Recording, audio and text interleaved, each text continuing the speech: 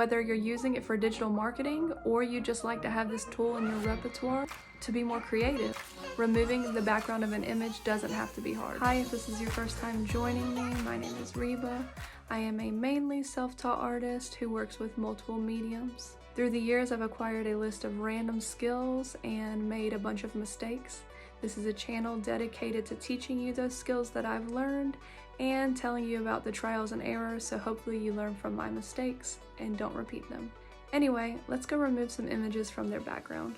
The first method we'll be using is my personal favorite. It's the iPhone method. Now you must have iOS 16 for this to work.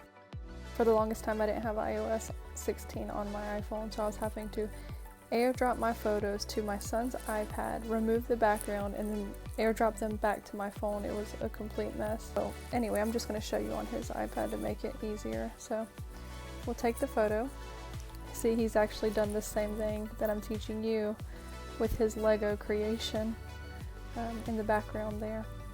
So it's so easy. I love this. You hold it down. It works especially well on live photos, although I have tried it out on old photographs of, or old photos of photographs, and I got it to work too. Once you hold it down, you're gonna get this. Go to share, and then you go to save image. And then it should be right there. This method is super simple, totally my favorite. Moving on to method number 2, remove.bg. Hey guys, just a quick interruption from this video's sponsor. I'm just kidding, this video isn't sponsored, but I do have a Patreon which allows me to continue making content like this. I offer 4 different memberships. I offer the Dream Supporters Club, the Bookmark of the Month Club, the Mini Print of the Month Club, and the Earring of the Month Club. Head on over to patreon.com/RebaPaints and check them out, see if any of them resonate, and thank you to my Patreons. You help me keep this thing going. Alright, let's get back to the video. Now I do like remove.bg. That's all you have to type into the URL bar. It's pretty straightforward and simple. Just click upload photo on the first page, select your photo, and then it'll go to work removing the background for you. I think the free account, you can get like 50 free preview size images. Now those preview images are going to be of lower quality. I suppose you can use them for certain projects, but they have a pay per photo option and a membership option where you get a certain number for a certain price. Hashtag not sponsored, hashtag just want to help. On to method 3. If you're anything like me, you spent hours upon hours on MS Paint as a child. Now they have Paint 3D. So you're going to go in, select an image. We'll just use the same image we've been using. And go to the top left hand corner and hit Magic Select. Drag the corners to surround what you're wanting to cut out. And then hit Next. It will surround the area that it selects. As you can see on the bottom, it's still showing some of the grass. So we've got the add and remove. I want to remove, so I'm going to kind of guide it to what, and let's click just a little dot. Okay, I'm satisfied with that for what we need. And it gives you an option to auto-fill the background based on the background that's already there. Just unclick that. Click done, and you should be able to move the image around like so. Now, at the top, select canvas, then turn transparent canvas on, and then show canvas off, and you should have this.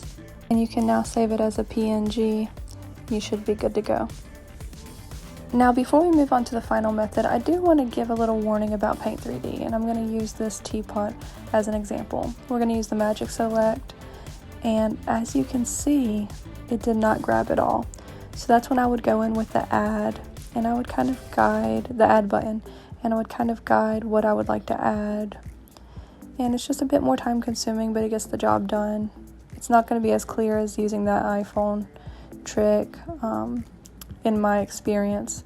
And then you'll just go, I can go in and remove some if I need to. But if that does happen, you've got 3 other choices.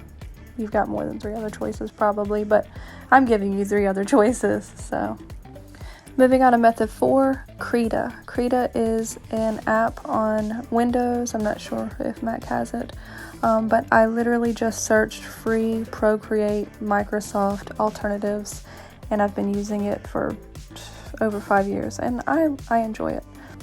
Make sure you're working on the layer of the image and select the polygonal selection tool. Now, just for the sake of the video, I'm not going to select the entire easel. I'm going just to select the canvas. I'm starting at one end, one corner, clicking, then going to the next, clicking, then going to the next, clicking, then going to the next, clicking, all the way till I get to my starting point. Then you'll see that there is a dotted line that is blinking right there. Can you see it? That shows us that that is the area that's selected.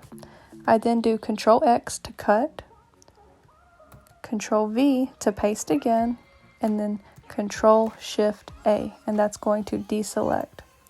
Then I'm going to hide the background layer, and voila, this is what you should be left with. You can then save it as a PNG. Hopefully you found this video helpful. Hopefully you learned some new skills. Let me know down in the comments if you learned anything new, if you are going to try any of them, if you have tried any of them, or if you have any other hacks that you'd like to teach me and the viewers. Thanks so much for joining. Don't forget to hit like and subscribe, and I'll see you on the next one. Boop.